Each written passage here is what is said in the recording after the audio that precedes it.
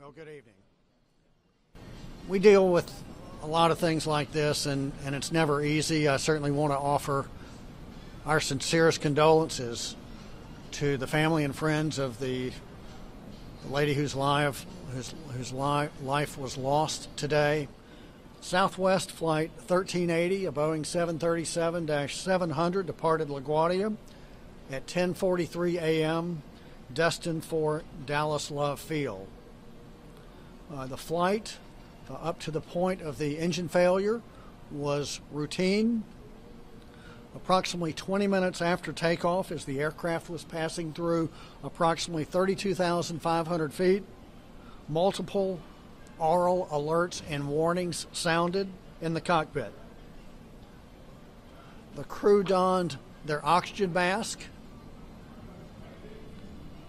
and they reported to air traffic control that they had a number one engine fire, and they were operating single engine, and they were initiating an emergency descent. Once they were on final approach, they clarified to the tower that there was no engine fire, but they were operating single engine, and they reported parts of the engine were missing. Now, at about the same location as the event unfolded, later, someone found a Southwest Airlines engine cowling at Burnville, Pennsylvania, which is about 70 miles northwest of here. When we got to Philadelphia, of course, we wanted to proceed immediately to the aircraft, and our specialist immediately focused on a missing fan blade.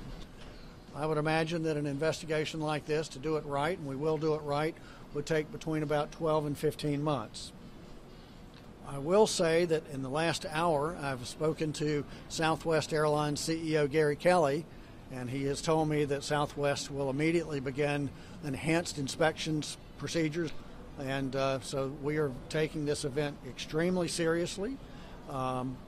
This should not happen, and we want to find out why it happened so that we can make sure that the preventive measures are put in place.